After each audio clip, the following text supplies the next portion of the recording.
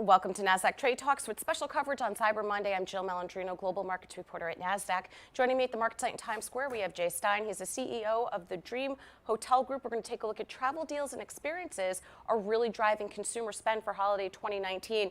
And Jay, I'll tell you what, I've gotten more emails from airlines, from hotels, taking advantage of Cyber Monday and Black Friday. I can't recall that in the past as much as there was this year. Yeah, it keeps growing every year. I mean, it started probably about 5 years ago in earnest for the travel industry, and it's been very good for us as an industry. It's been great for us as a company, and every year it's been growing and growing. So yeah, and especially with consumers now taking advantage of these travel deals and experiences, having Instagrammable moments certainly has to be helping with social media. I mean, even Hotel Group, the Dream Hotel Group, you have one going on through December 5th, taking advantage of Cyber Monday and Black Friday. Yep, 50% off. Travel for hotels, for all of our hotels throughout the country. And you've got 1 week from last Wednesday till this Thursday to book. And there's some restrictions, some blackouts, but it's great I should deal. take advantage of that and head to Miami because the weather here in New York is not cooperating with us. Let's talk about holiday travel spend. You read a recent study that 50% of consumers plan to spend on travel this year. Yeah, and that's exciting. You know, people want experiences. They're not just looking for items anymore. They're looking to get out of their homes. Millennials want to travel. Baby boomers want to travel. And 50% doesn't sound like a lot to me. So. All right. Now, the strength of the consumer in general, we're expecting $1 trillion spend for holiday 2019. You know, what are your thoughts around the strength of the consumer? You know, we're getting reports that the economies are slowing down. Our hotels here in New York are a little off from year over year, but it's not anything significant. People still want to travel. They want to be with friends and family. I think that's important. People are working harder than ever, and to get away, get some time with friends and family is still very important.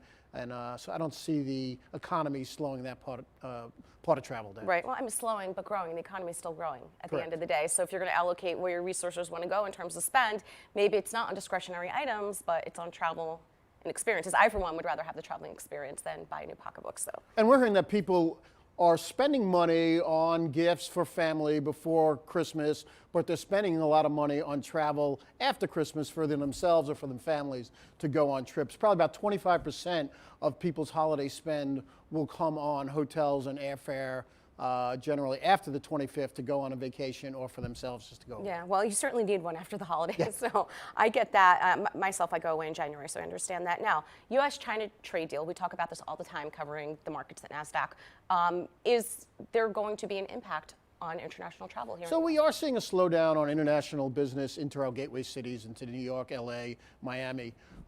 It's not very large at the moment. We'll see how large it gets.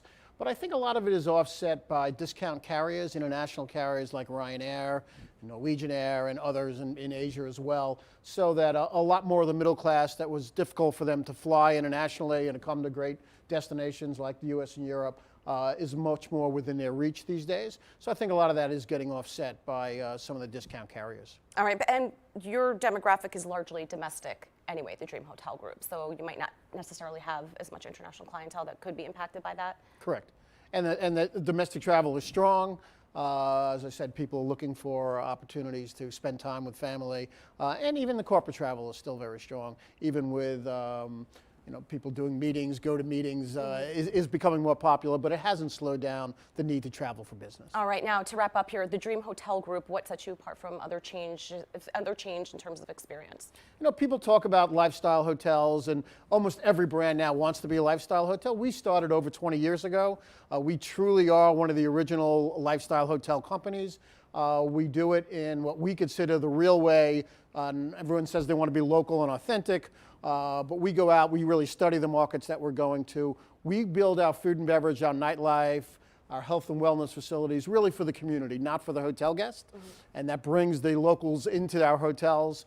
And then when the people that are traveling to those cities mix with the locals, that's the real great special energy of a real lifestyle hotel. That's a great strategy. Thank you so much, Jay, for joining us at MarketSite. Thanks, Jill. And thank you for joining me on Trade Talks. I'm Jill Malandrino, Global Markets Reporter at Nasdaq.